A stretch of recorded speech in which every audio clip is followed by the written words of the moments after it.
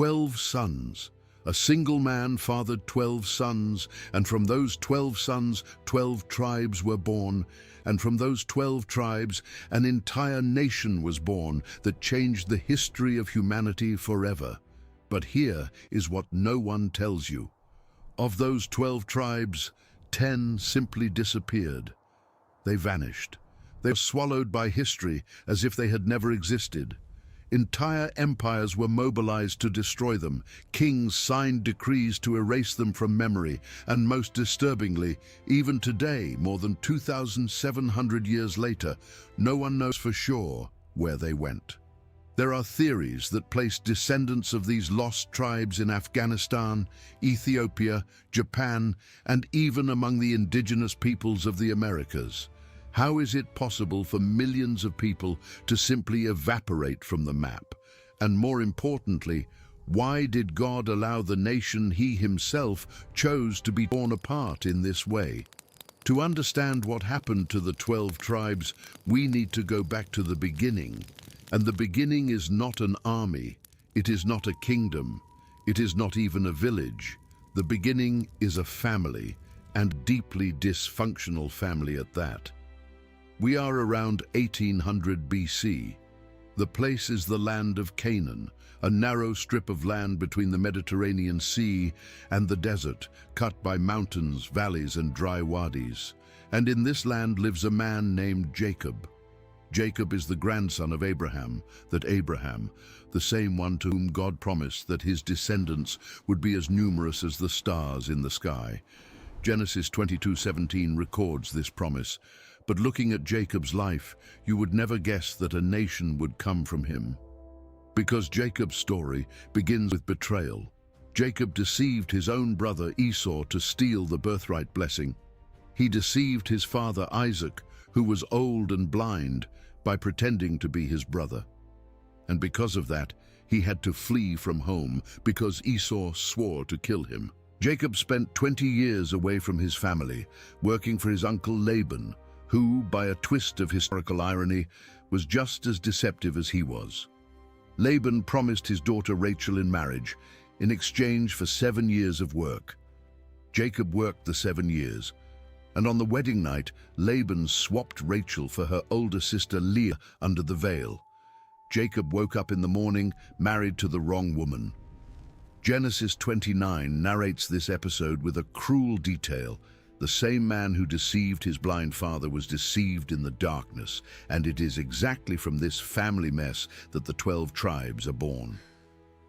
Jacob ended up married to 2 sisters, Leah and Rachel, and also had children with 2 concubines, Zilpah and Bilhah. 4 women, 12 sons, and a fierce rivalry between them. Leah was the rejected wife. The Bible says bluntly that Jacob did not love her. Genesis 29:31 says that when the Lord saw that Leah was hated, he opened her womb, meaning she began to have children while Rachel, the favorite, remained barren. And the names Leah gave to her children reveal the pain she carried. The first, Reuben, a son, because she believed that now her husband would love her. The second, Simeon, the Lord heard that I am hated. The third, Levi, now my husband will become attached to me. Each name is a cry from a woman begging for attention. Rachel, furious with jealousy for not having children, sent her concubine Bilhah to lie with Jacob, and Bilhah had Dan and Naphtali. Leah responded by sending her concubine Zilpah, and Gad and Asher were born. Then Leah had more children, Issachar, Zebulun, and a daughter Dinah. And finally, after years of waiting, Rachel conceived, Joseph was born, and much later Benjamin, the last son, whose mother died in childbirth. Pay close attention to this detail. 12 sons, 4 different mothers, a house full of jealousy, favoritism, and resentment. This is not a holy family living in harmony. It is a powder keg, and the explosion was coming. Because Jacob committed the same mistake his parents did, he chose a favorite, Joseph, the first son of Rachel, the woman he loved. Jacob gave Joseph a special tunic. The Hebrew text says, ketonet pasim, which was likely a long garment with sleeves made of fine dyed fabric. In a world where clothes defined social status, that was a slap in the face to the other 11 brothers. It was like saying, "This is my heir, you are supporting characters." And Joseph did not help. At 17, he had dreams where sheaves of wheat and stars bowed down to him, and he told his brothers about it. Genesis 37:8 records their reaction. "Will you indeed reign over us?" The hatred grew until it became unbearable. One day, Jacob sent Joseph to check on how his brothers were tending the flocks near Shechem.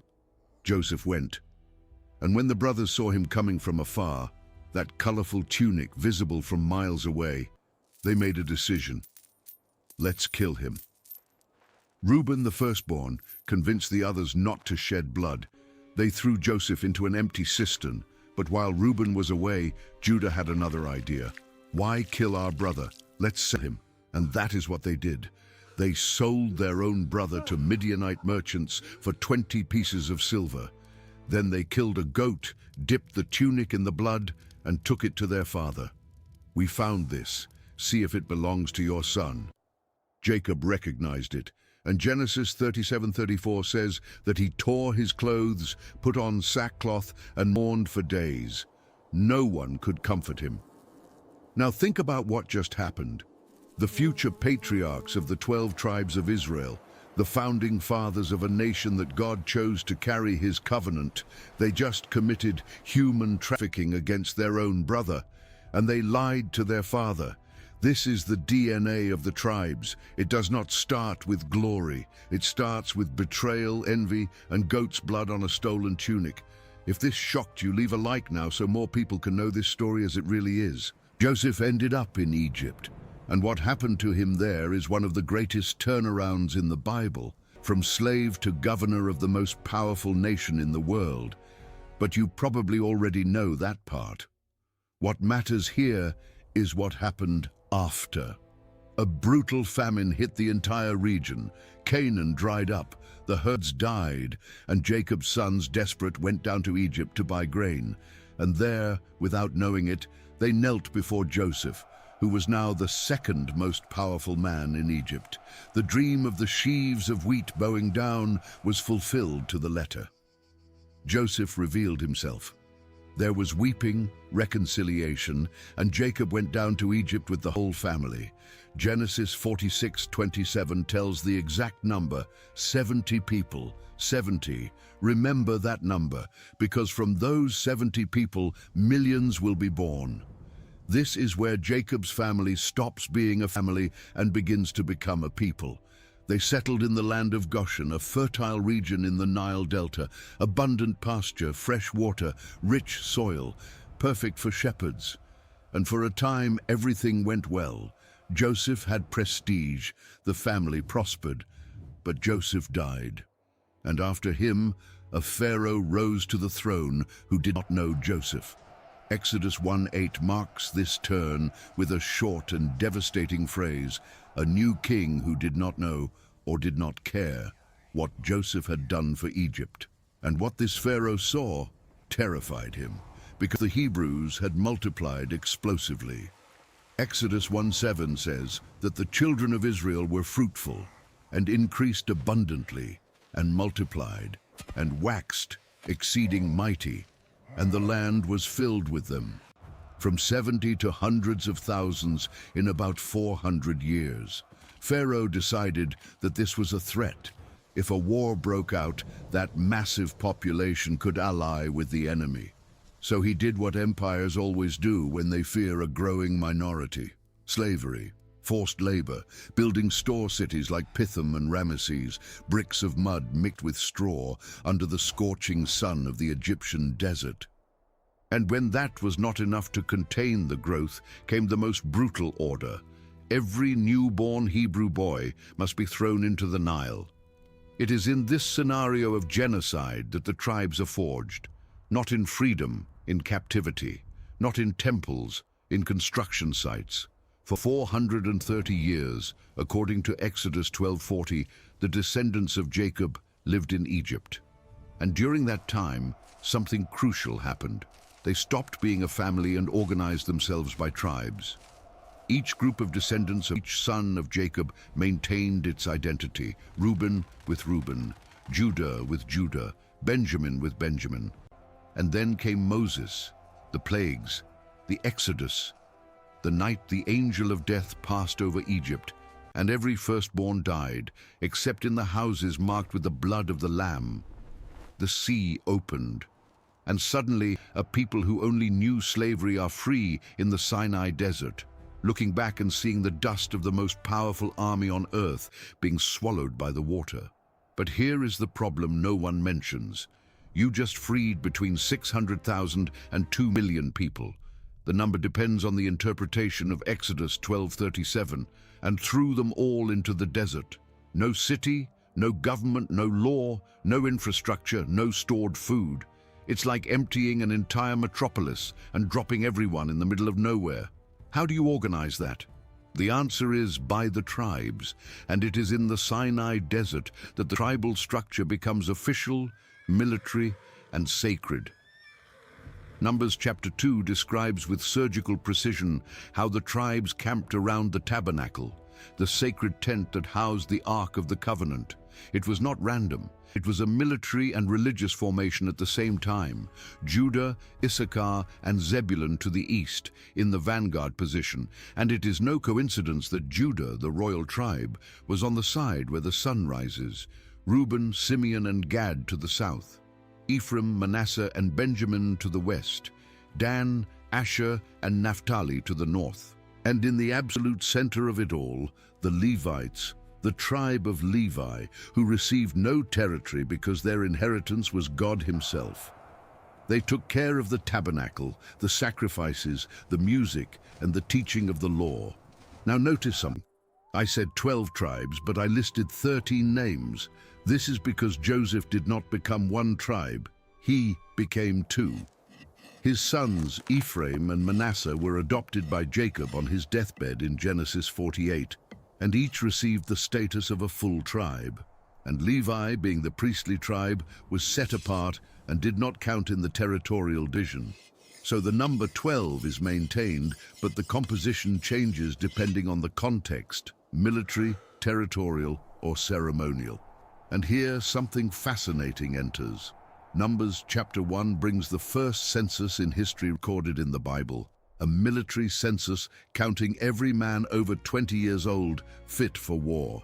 The total, 603,550 combatants, not counting women, children, the elderly, and Levites. We are talking about an army the size of some powers of the ancient world, and they didn't even have a country yet. The desert lasted 40 years. An entire generation was born and died in the sands of Sinai. And during those 40 years, the tribes received something that transformed a band of former slaves into a people with an identity, the law. 613 commandments, rules for everything, from how to worship God to how to treat an ox that fell into a ditch. Rules of hygiene, justice, property, marriage, war, and food. The Torah was not just religion, it was a constitution, a civil code, and a penal code all in one package. And each tribe was responsible for teaching and obeying this law within its own clan. If you believe that this level of organization in the middle of the desert can only be the work of something greater than man, comment, only God. But living in the desert was not the plan.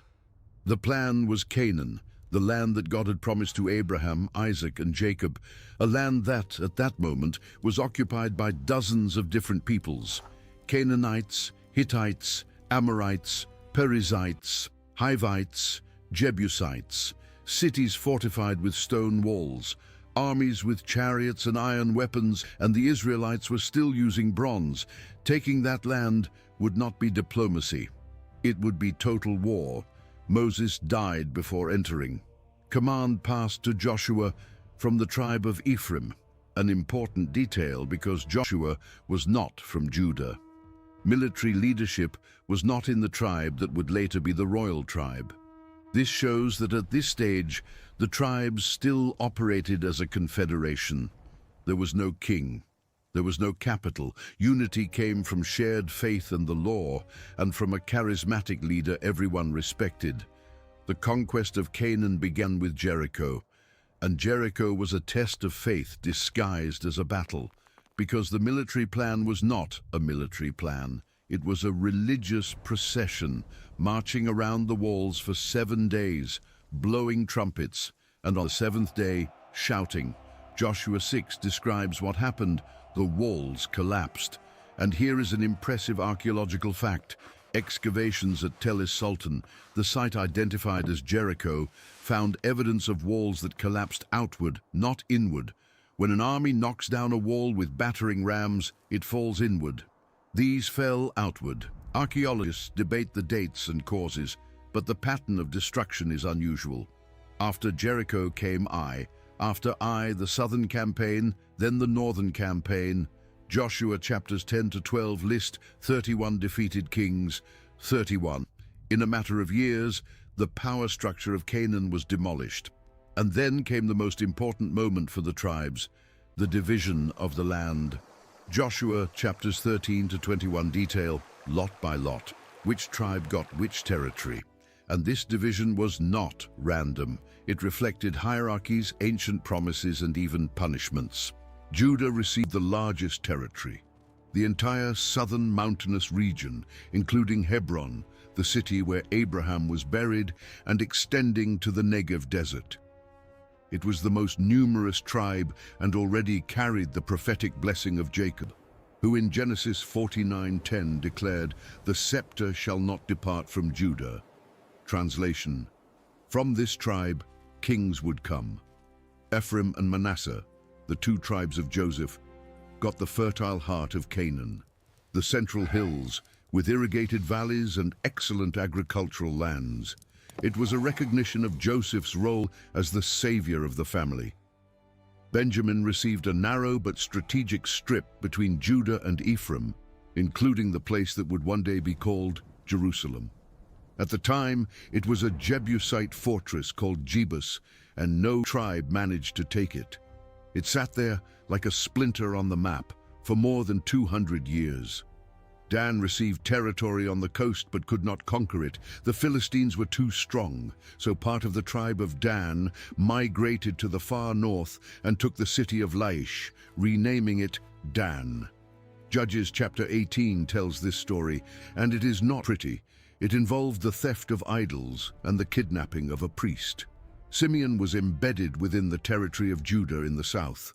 Over time, this tribe was absorbed by Judah and practically lost its independent identity. Some scholars point out that this was a consequence of Jacob's curse in Genesis 49:7. "I will divide them in Jacob and scatter them in Israel," a punishment for the massacre of Shechem that Simeon and Levi committed decades earlier. Zebulun and Issachar were in the Jezreel Valley, one of the most fertile regions in the land of Israel, and also one of the most vulnerable. The valley was a natural trade and military route, which meant these tribes were always in the way of any invading army. Naphtali and Asher were in the far north, in the mountains of Galilee and the coastal strip of Lebanon.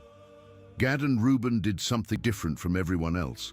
They asked to stay on the east side of the Jordan River, in Transjordan. Numbers 32 records that Moses was furious with the request. He thought it was cowardice, that they were abandoning their brothers. But Gad and Reuben argued, "The land is good for livestock, and we have many cattle." They promised to cross the Jordan to fight alongside the other tribes in the conquest, and only then would they return to the east. And that is what they did. But this geographical separation, tribes on the east side of the Jordan away from the others, planted a seed of division that was never healed. And Levi? Levi did not receive contiguous territory. They received 48 cities scattered across all the tribes. Joshua 21 lists each one. The logic was brilliant. The Levites, as priests and teachers of the law, needed to be everywhere. They were the spiritual glue that kept the tribes together. Without them, each tribe would have isolated itself and created its own version of religion. Now stop and look at the map. This is what you have. 12 tribes scattered over a territory the size of a small state, each with its land, its leader, its interests, its rivalries. There is no king, there is no capital, there is no unified permanent army. The only thing that unites these tribes is the Ark of the Covenant, which stayed in Shiloh in the territory of Ephraim, and the religious festivals that 3 times a year brought representatives from all the tribes together. Did this work? For a while. But the period that followed was the bloodiest, most chaotic and most brutal in Israel's history, and it almost destroyed the tribes before they could become a nation. The period of the Judges. Judges chapter 2 verses 16 to 19 summarizes it all in a vicious cycle that repeated for over 300 years. The people abandoned God. God allowed an enemy to oppress them. The people cried out for help. God raised up a judge, a military and spiritual leader who defeated the enemy. The people obeyed again, the judge died, and the people abandoned God once more. This cycle turned at least 12 times, each time worse, each time more violent, each time more distant from what that nation was supposed to be. And notice, the judges were not kings. They had no permanent authority. They did not rule all the tribes. Most led only 1 or 2 tribes at a time, resolving local crises. Othniel, the first judge, was from Judah. Ehud, who assassinated the Moabite king Eglon with a dagger hidden on his right thigh, was from Benjamin. Deborah, the only woman among the judges, judged under a palm tree in the territory of Ephraim, and when she summoned the tribes to fight against Sisera, the Canaanite general who had 900 iron chariots, not all of them came. Judges chapter 5 is brutal on this point. Deborah's song praises the tribes that came to fight: Ephraim, Benjamin, Manasseh, Zebulun, Issachar, and Naphtali. But then she names those who did not come. Reuben stayed debating among themselves, sitting among the sheepfolds, listening to the bleating of the flocks.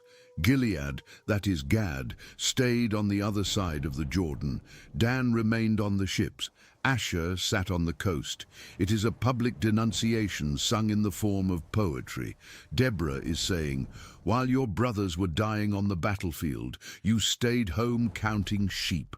This refusal of tribes to help each other is the cancer that will rot Israel from the inside. Each tribe thinking of itself, each tribe calculating if it is worth fighting for the other. The confederation worked in theory, but in practice it was as fragile as glass. Gideon came from Manasseh. With 300 men and torches hidden inside clay jars, he defeated a Midianite army so large that Judges 7:12 compares it to locusts, innumerable. When the battle was over, the tribe of Ephraim was furious. Not because they lost, but because they weren't called first. Ephraim had an ego the size of its territory. They were the tribe of Joshua, the tribe that kept the tabernacle in Shiloh, and they considered themselves the natural leaders of the confederation. Gideon appeased the fight with diplomacy, but remember that name, Ephraim, because this pride will explode later with devastating consequences. After Gideon came Abimelech, his son, who murdered 70 of his own brothers to proclaim himself king in Shechem. Judges 9 tells this story as a warning of what happens when ambition replaces a calling. Abimelech died in a humiliating way. A woman threw a millstone from the wall and cracked his skull. He asked his armor-bearer to kill him with a sword, so they wouldn't say a woman killed him. But they said it anyway. 3,000 years later, they are still saying it. Jephthah from Gilead defeated the Ammonites, but paid a terrible price for a reckless vow. And when Ephraim once again complained that they hadn't been called to the fight, Jephthah did not have Gideon's patience. There was war between Gilead and Ephraim, and Judges 12 records one of the most sinister episodes in the Bible. The men of Gilead took the fords of the Jordan. When someone tried to cross, they asked, "Say Shibboleth." The Ephraimites could not pronounce the Esh. They said Shibboleth. And everyone who got it wrong was killed on the spot. 42,000 Ephraimites died in that phonetic test, tribe against tribe, brother against brother, and all over wounded pride. Samson was from Dan, the strongest man who ever lived according to the biblical account, and also the most undisciplined. Samson fought alone against the Philistines, not at the head of an army, but as a lone vigilante motivated by personal revenge. He burned crops, killed 1,000 men with the jawbone of a donkey, ripped off the gates of a city and carried them on his shoulders. But he never united the tribes. He never led an organized campaign. And in the end, blind and chained, trapped in a Philistine temple, he died by pulling down the pillars upon himself and 3,000 Philistines. Judges 16:30 says, he killed more in his death than in his life. A tragic hero of a tribe that was already adrift. And if Samson represents individual failure, what comes next represents collective failure. Judges chapters 19 to 21 tell the most disturbing story in the entire Hebrew Bible. A Levite traveling with his concubine stopped in the city of Gibeah in the territory of Benjamin. At night, men from the city surrounded the house and demanded that the Levite be handed over to be raped. The host refused, and the Levite pushed his concubine out. She was raped all night long. In the morning, he found her collapsed at the door, dead. What he did next is hard to describe. He cut her body into 12 pieces and sent one piece to each tribe, a summons to war made with human flesh. The tribes gathered, 400,000 combatants, and demanded that Benjamin hand over the culprits. Benjamin refused, and a civil war began. The other 11 tribes against one. 2 battles, and Benjamin won both. 40,000 Israelites died, but in the 3rd battle, Benjamin was crushed. The entire tribe was almost exterminated. 600 men were left. Judges 20:46 says that 25,000 Benjamites died in a single day. And after the carnage, the tribes realized what they had done. They had almost erased one of the 12 tribes, and they had sworn not to give their daughters in marriage to Benjamin.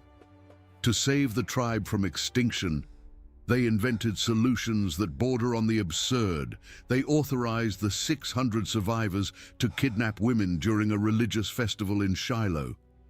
Judges 21:25 ends this story with the phrase that summarizes the entire period. In those days there was no king in Israel. Everyone did what was right in his own eyes. This phrase is repeated 4 times in the book of Judges. It is the epitaph of an era. Without central authority, without unified justice, the tribes were devouring each other, and the people began to look at the neighboring nations. Moab had a king, Ammon had a king, the Philistines had their lords, and they said, "We want a king too." The demand reached Samuel, the last of the judges, a prophet respected by all the tribes, and Samuel's reaction was bitter. 1 Samuel 8:7 records that God said to Samuel, "They have not rejected you, they have rejected me as their king." But God told him to grant the request, and he gave a warning. "The king will take your sons for the army, your daughters for the kitchen, your lands for his officials, 1/10 of everything you produce. And when you cry out, God will not answer." The people heard all this and said, "It doesn't matter, we want a king anyway." And God chose the most unlikely king possible, Saul, from the tribe of Benjamin, that tribe, the one that was almost exterminated in the civil war, the smallest of all. Saul was literally from the smallest tribe, from the smallest clan within that tribe. 1 Samuel 9:21 records Saul's own surprise. "Am I not a Benjamite, of the smallest of the tribes of Israel?" It was as if God were making a statement. Monarchy is not about tribal merit, it is about divine choice. And Saul had the appearance. 1 Samuel 9:2 says he was the tallest in all Israel, from the waist up, taller than any other man. In a culture where physical presence meant leadership, Saul looked like a movie king. But looking like a king and being a king are very different things. In the beginning, it worked. Saul united the tribes against the Ammonites at Jabesh Gilead and won overwhelmingly. The tribes, for the first time in generations, marched together under a single command. But Saul began to crumble. He offered sacrifices that only the priest could offer because he was impatient. He made a foolish oath that almost cost the life of his own son, Jonathan. And when God ordered the total destruction of the Amalekites, every person, every animal, Saul spared King Agag and the best of the flocks. 1 Samuel 15:23 brings the sentence, "Rebellion is as the sin of witchcraft. Because you have rejected the word of the Lord, he has also rejected you from being king." And while Saul was still on the throne, God had already chosen the replacement, a teenage shepherd from the tribe of Judah, a boy no one took seriously. Not even his own father called him when Samuel came to his house looking for the next king. David, the youngest, the ruddy one, the one who played the harp to soothe Saul's tormented spirits without knowing that one day he would take his throne. David killed Goliath with a stone and a sling and became a national hero overnight. But the years that followed were years of flight. Saul, consumed by jealousy and paranoia, hunted David through the desert like an animal. David lived in caves, led a band of 400 indebted and desperate men, and on 2 occasions had the chance to kill Saul, and did not do it. 1 Samuel 24 and 26 record these moments. David cut the hem of Saul's robe in the darkness of a cave, and then felt remorse for having touched the Lord's anointed. Saul died in the Battle of Mount Gilboa, along with 3 sons, including Jonathan, David's best friend. The Philistines hung the bodies on the wall of Beth-shan, and when the news arrived, David did not celebrate. He wept. He wrote a lament that is in 2 Samuel 1, one of the most beautiful texts in ancient literature. But Saul's death did not mean unity. It meant civil war. Judah immediately crowned David in Hebron. But the northern tribes, led by Abner, Saul's general, crowned Ishbosheth, Saul's son, as a rival king. 2 kings, 2 kingdoms. The crack that existed from the beginning, south against north, Judah against Ephraim, was now official. The war lasted more than 7 years. 2 Samuel 3:1 summarizes, "There was long war between the house of Saul and the house of David. David grew stronger and stronger, and the house of Saul grew weaker and weaker." Ishbosheth was murdered by 2 of his own captains. They brought the head to David, expecting a reward. David had them executed. And finally, 2 Samuel 5:3 records the moment.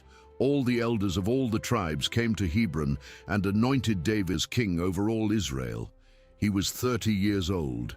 He had waited more than a decade since his secret anointing by Samuel, and the first thing David did as unified king was a stroke of political genius. He conquered Jerusalem, that Jebusite fortress that no tribe had managed to take in over 200 years. And the choice was surgical. Jerusalem was on the border between Judah and Benjamin, but belonged to no tribe. It was neutral ground. By establishing his capital there, David avoided tribal jealousy. It was not the capital of Judah. It was not the capital of Ephraim. It was the capital of Israel, the city of David. 2 Samuel 5:9 marks the foundation. Then he brought the Ark of the Covenant to Jerusalem, dancing before it with such intensity that his wife Michal despised him through the window. But David was not putting on a show. He was merging political power and religious authority in a single place. Jerusalem was now the seat of the throne and the dwelling place of God. No other city in the ancient world carried this double weight. David expanded the kingdom like no Israeli leader before him. He defeated the Philistines definitively. He conquered Moab, Ammon, Edom, and parts of Syria. 2 Samuel 8 lists victory after victory. David's kingdom stretched from the river of Egypt to the Euphrates, exactly the borders God had promised Abraham in Genesis 15:18. For the first and only time in history, the territorial promise was completely fulfilled. But David was a man of war, and God said to him, "You will not build the temple. You have shed too much blood. That privilege will belong to your son." 1 Chronicles 22:8 records these words, and the son was Solomon, the man who would inherit the largest kingdom Israel had ever known, and plant the seeds of its destruction. Solomon started well. When God offered him anything he asked for, Solomon asked for wisdom. 1 Kings 3:9, "Give your servant an understanding heart to judge your people." God was so impressed that he gave him wisdom and wealth and honor. Solomon became legendary. Kings and queens came from afar to hear him. The Queen of Sheba traveled more than 2,000 kilometers from southern Arabia to test his wisdom with riddles, and left saying that not half had been told to her. And Solomon built the temple. 7 years of construction, 180,000 workers, according to 1 Kings 5:13-16. Cedars of Lebanon, stones cut in underground quarries so that no sound of a hammer was heard at the holy site. Gold lining the inner walls. Cherubim 15 feet tall, guarding the Holy of Holies. When the Ark of the Covenant was placed inside and the priests came out, a cloud filled the temple. God's presence was so dense that no one could stand up. But here is where the story turns, because Solomon did not build just the temple. He built a palace that took 13 years, almost double the temple. He built store cities, fortifications, stables for horses. And to finance all this, he did something that echoed the warning Samuel had given the people decades earlier. He imposed forced labor on the northern tribes. 1 Kings 5:13 says he recruited 30,000 men from all Israel for shifts of forced labor in the forests of Lebanon, 1 month in Lebanon, 2 months at home. And who supervised this work? A man named Jeroboam from the tribe of Ephraim. Remember that name, Jeroboam, because he will split Israel in half. Solomon had 700 wives and 300 concubines. 1 Kings 11:3. It was not debauchery, it was diplomacy.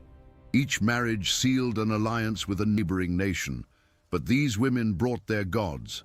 And Solomon, the wisest man who ever lived, began to build altars for Ashtoreth, Chemosh, and Moloch on the hills around Jerusalem. The same king who built the house of God now built houses for the gods that demanded child sacrifice. God spoke. 1 Kings 11:11. "Since you have done this and have not kept my covenant, I will surely tear the kingdom from you and give it to your servant, not the whole kingdom." God would preserve one tribe under the line of David because of the promise, but the rest, 10 tribes, would be torn away. Solomon died around 930 BC, and everything David had built was about to collapse in a single assembly. Rehoboam, Solomon's son, traveled to Shechem to be crowned. Notice the choice of place.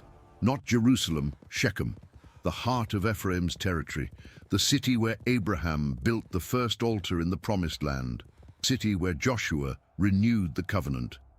If Rehoboam wanted to be king of all Israel, he had to go north and ask for approval, and the north had conditions. The northern tribes sent for Jeroboam, that Ephraimite who had supervised Solomon's forced labor and then fled to Egypt when Solomon tried to kill him.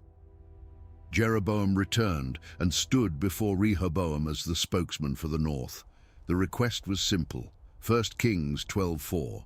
"Your father made our yoke heavy. Now therefore lighten the hard service of your father and his heavy yoke which he put on us, and we will serve you. Lower the taxes. Reduce the forced labor. Treat us like brothers, not like slaves." Rehoboam asked for 3 days to think. The old advisors who had served Solomon said, "Yield, speak gently. If you serve this people today, they will serve you forever." The young advisors, who had grown up with Rehoboam in palace luxury, said the opposite. 1 Kings 12:11 records the advice. "My father loaded you with a heavy yoke, but I will add to your yoke. My father scourged you with whips, but I will scourge you with scorpions. Scorpions were whips with metal tips." Rehoboam chose the young men. When the northern tribes heard the answer, the reaction was immediate. 1 Kings 12:16. What portion have we in David? We have no inheritance in the son of Jesse. To your tents, O Israel. It is a cry of secession, a declaration of independence. And it was not new, it was the same phrase that Sheba, son of Bichri, had shouted in the revolt against David decades earlier. The crack had always been there. Rehoboam just turned it into an abyss. Rehoboam still tried. He sent Adoram, the head of forced labor, to negotiate. The northern tribes stoned Adoram to death. Rehoboam fled to Jerusalem in a chariot. He tried to gather 180,000 warriors from Judah and Benjamin to reconquer the north by force. But the prophet Shemaiah brought a message from God. You shall not go up or fight against your brothers. Let every man return to his house, for this thing is from me. And the kingdom split, 10 tribes to the north under Jeroboam, 2 to the south, Judah and Benjamin, under Rehoboam. The year was approximately 930 BC. David's dream lasted 40 years under Solomon, and it ended in a single assembly because of an arrogant prince who preferred whips to words. If one man's arrogance was capable of tearing apart what God built, comment, pride destroys. Jeroboam was now king of the north, and he had a theological problem. 3 times a year, every Israelite man was supposed to go to the temple in Jerusalem for the feasts, Passover, Pentecost, and Tabernacles. But Jerusalem was in the south, in Rehoboam's territory.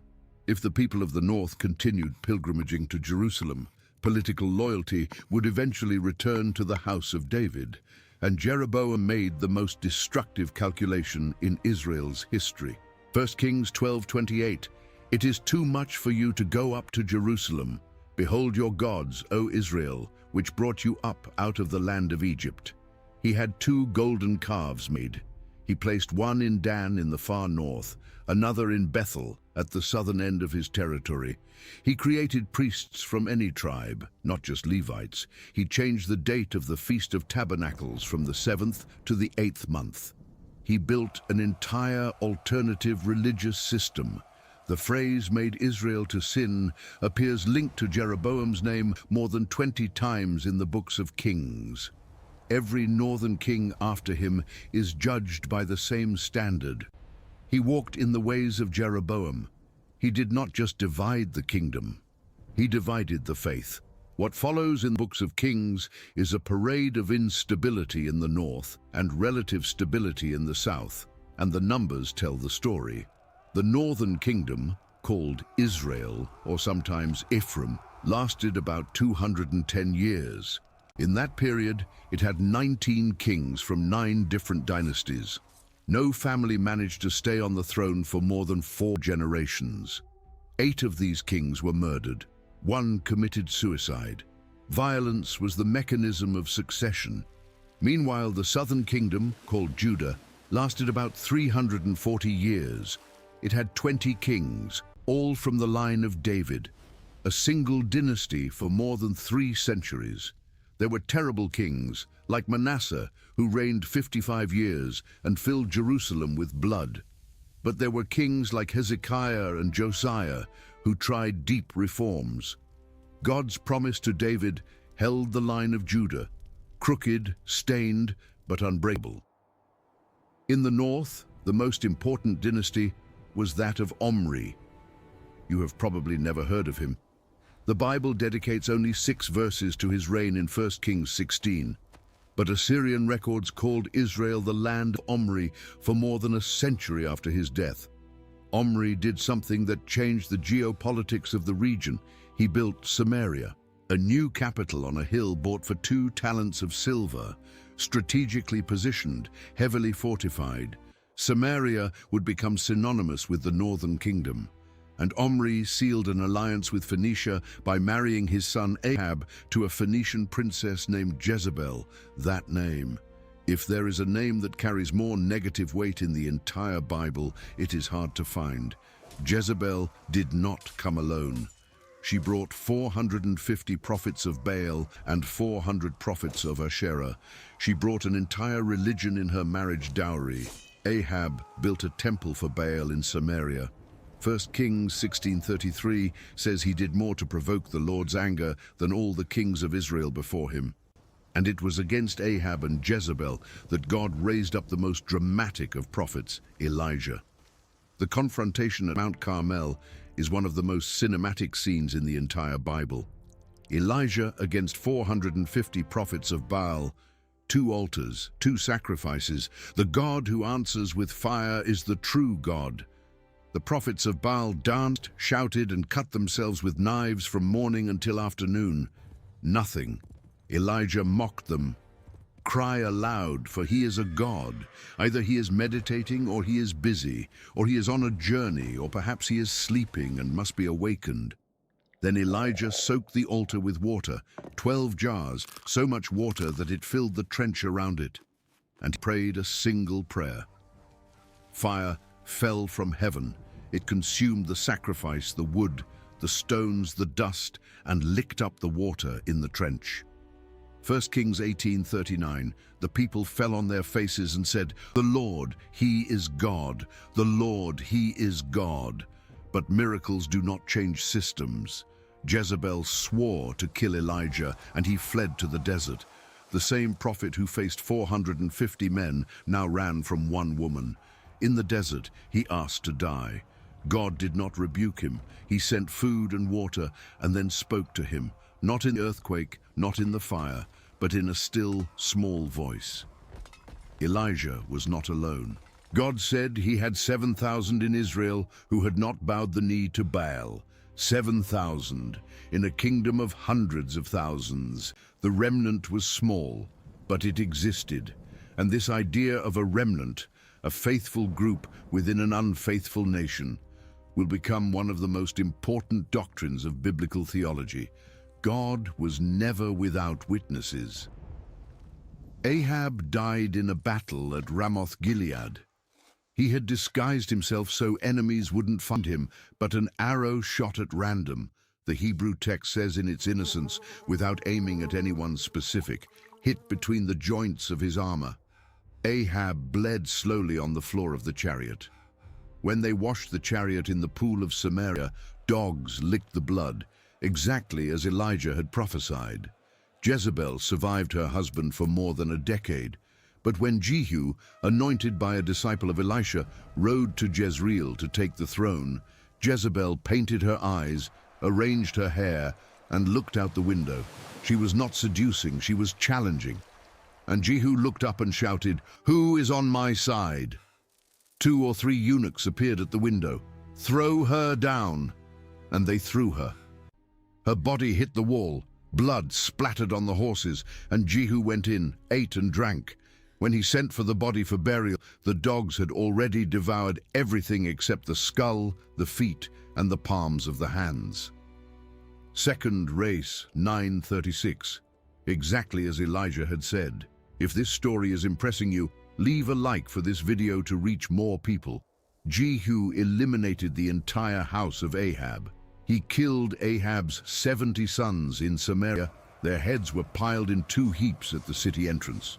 He exterminated the Baal worshippers in a calculated trap. He invited everyone to a great sacrifice in the temple of Baal. And when they were inside, he sent soldiers to massacre everyone. He destroyed the temple and turned it into a latrine, 2 Kings 10:27.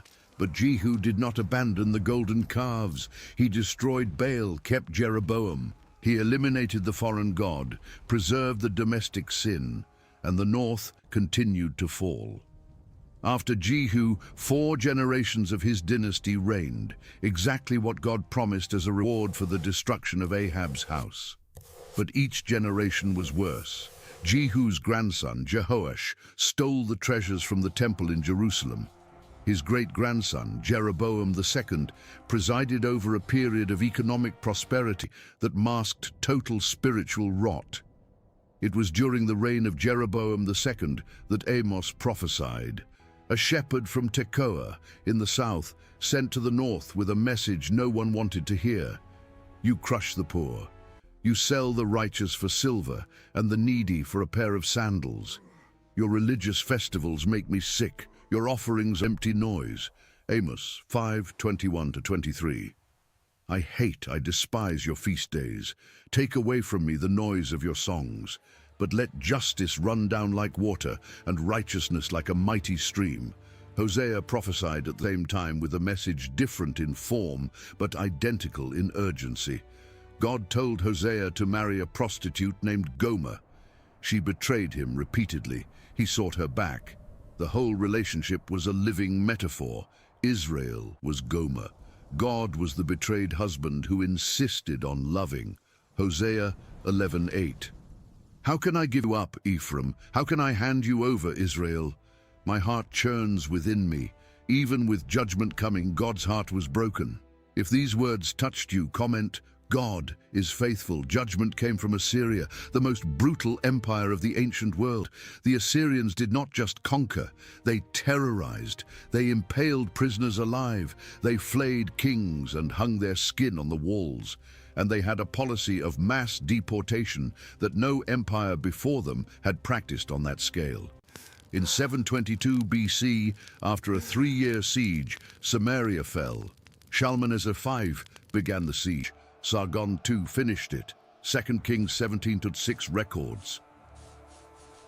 In the 9th year of Hoshea, the king of Assyria took Samaria and carried Israel away into Assyria. Sargon's records, found in the ruins of Khorsabad in modern Iraq, claim he deported 27,290 people. But the Bible indicates the deportation was much broader. Entire families were uprooted from their lands and redistributed throughout the Assyrian Empire. Hala, Habor, the river Gozan, and the cities of the Medes, places thousands of kilometers from home. And in their place, Assyria brought settlers from other conquered nations, from Babylon, Cutha, Ava, Hamath, and Sepharvaim. 2 Kings 17:24. These settlers mixed with the Israelites who stayed. They married each other. They fused their gods with the God of Israel. And this mixture produced the Samaritans, a people the southern Jews would despise for centuries. 10 tribes, scattered across the Assyrian Empire, diluted among foreign nations.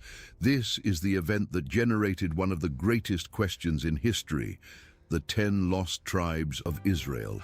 Lost, in part. The northern tribes never returned as organized units. They never rebuilt their territories.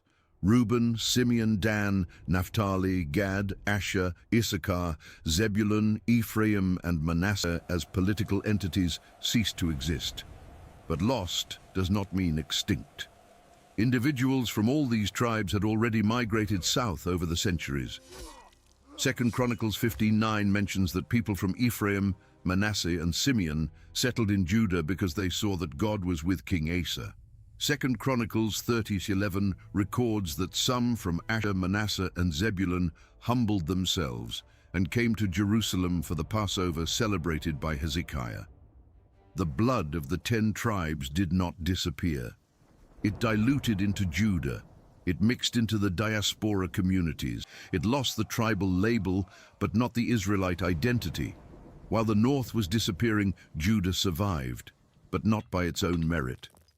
2 Kings 17:18-19 makes sure to warn, Judah also did not keep the commandments of the Lord their God. The difference between north and south was not morality, it was the promise. God's covenant with David worked like a steel cable, holding up a bridge about to fall. And the king who most tested that cable was Hezekiah.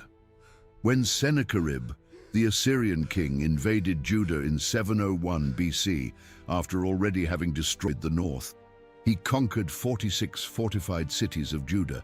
The reliefs from Sennacherib's palace in Nineveh, now in the British Museum, show the fall of Lachish in sculptural detail, prisoners being impaled, families marching into exile, Assyrian soldiers scaling walls with battering rams. Sennacherib besieged Jerusalem. He sent his official, the Rabshakeh, to shout in Hebrew before the walls, a deliberate psychological warfare. No God has saved any nation from my hand. What makes you think your God will be different? Hezekiah did something no northern king ever did. He entered the temple, spread out Sennacherib's threatening letter before God, and prayed. Isaiah sent the answer. God would fight for Jerusalem. 2 Kings 19:35. That night, the angel of the Lord struck 185,000 Assyrian soldiers. In the morning, they were all corpses. Sennacherib returned to Nineveh and never attacked Jerusalem again. His own sons assassinated him years later inside the temple of his god. Archaeology confirms that Sennacherib never claimed the conquest of Jerusalem in his annals. A deafening silence for a king who detailed every victory. Judah survived, but survival bought time, not redemption, because after Hezekiah came Manasseh, 55 years of idolatry, child sacrifice, and innocent blood.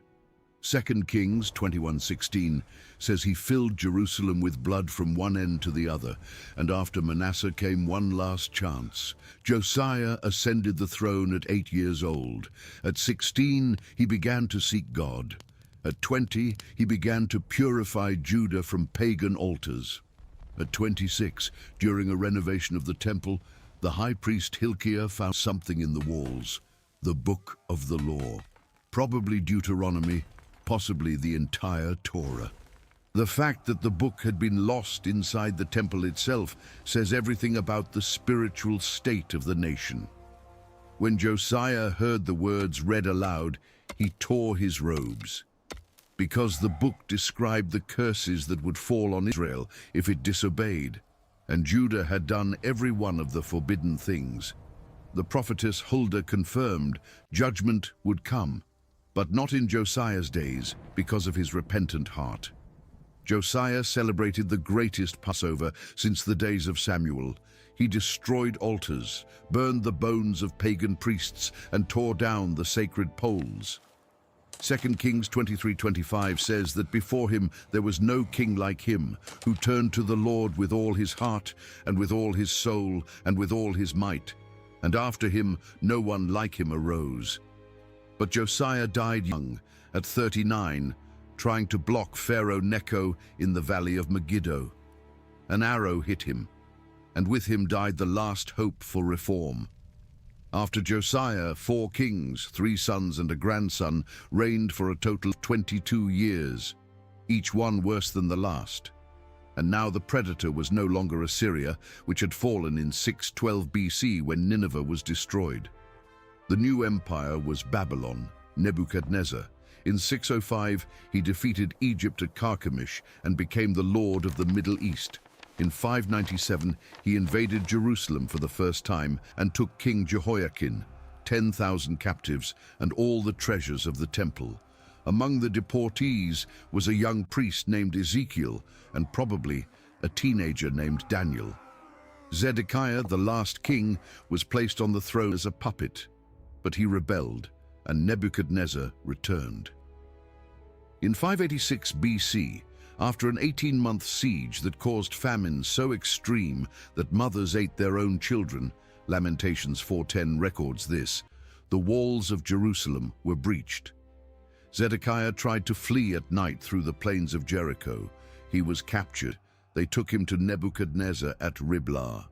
The last thing Zedekiah saw with his own eyes were his sons being executed before him. Then they put out his eyes. 2 Kings 25:7. Solomon's temple was burned to its foundations, the bronze pillars, the stands, the bronze sea, all broken into pieces and carried to Babylon. The walls of Jerusalem demolished, the population deported. 2 Kings 25:12 says that Nebuzaradan, the captain of the guard, left only the poorest of the land to be vine dressers and farmers. The city that David conquered, that Solomon glorified, that Hezekiah defended, was ash. And with it, the unified monarchy, the temple, the functional priesthood, the territorial identity of the tribes, all was gone, but not the promise. Jeremiah, who had prophesied the destruction and wept more than any other prophet, also delivered the promise of restoration. Jeremiah 29:10. After 70 years are completed at Babylon, I will visit you and perform my good word toward you and cause you to return to this place. 70 years. An entire generation would be born and die in exile, but the return would come. And it came. In 539 BC, Cyrus the Persian conquered Babylon without a battle. He diverted the Euphrates River and entered through the dry passage under the walls. In the first year of his reign, he issued a decree that Ezra 1-2-3 records, "The Lord God of heaven has given me all the kingdoms of the earth, and he has charged me to build him a house at Jerusalem. Who is among you of all his people? Let him go up." Isaiah had prophesied Cyrus's name 200 years before the decree in Isaiah 44:28. About 42,000 Jews returned in the first wave under Zerubbabel of David's royal line. They rebuilt the temple, smaller, poorer, without the Ark of the Covenant, which had disappeared and was never found again. Ezra 3:12 tells that the old men, who had seen the first temple, wept when they saw the second, out of sadness, not joy. But it was standing. The second temple was completed in 516 BC. And here, something fundamental changed. Those who returned from exile no longer identified themselves as 12 separate tribes. They were Yehudim, Jews. The name comes from Judah, because it was Judah that survived, Judah that maintained the identity, Judah that returned. The other tribes, their descendants were diluted into this Jewish identity. A man could have the blood of Benjamin, of Levi, of Simeon, but he was called a Jew. Tribal diversity was absorbed by collective identity. Luke 2:36 in the New Testament mentions Anna from the tribe of Asher, one of the supposed lost tribes, living in Jerusalem in the time of Jesus. Paul identifies himself as a Benjamite in Romans 11:1. James writes his letter to the 12 tribes which are scattered abroad. The tribes did not disappear. They lost their geographical borders, but they survived as genealogical memory within the Jewish people. What began with 12 sons fighting in a tent in the desert ended with a people forged by fire. The tribes were God's experiment with diversity within unity, and the experiment revealed everything about human nature: jealousy, pride, betrayal, civil war, idolatry, but also courage, faith, sacrifice, and an inexplicable stubbornness to survive. From Reuben, who lost his birthright for a night in his father's bed, to Judah, who survived empires and gave his name to an entire civilization, each tribe carried a piece of history. And that history did not end in the ashes of Jerusalem. It ended, or rather continued, in a stable in Bethlehem, where a descendant of Judah was born from the line of David, in a city so small that the prophet Micah almost apologized for mentioning it. Micah 5:2, "But you, Bethlehem Ephrathah, though you are little among the thousands of Judah, yet out of you shall come forth to me the one to be ruler in Israel." The 12 tribes failed to be what God planned, but the plan never depended on their success. It depended on one. And that one came from the tribe that Jacob blessed on his deathbed with words no one understood for 1700 years. "The scepter shall not depart from Judah until Shiloh comes." The scepter did not depart. And the history of the 12 tribes, with all its glories and all its horrors, was the path to him. If you made it this far, click on the next video appearing on your screen. The story continues, and what comes next is even more impressive.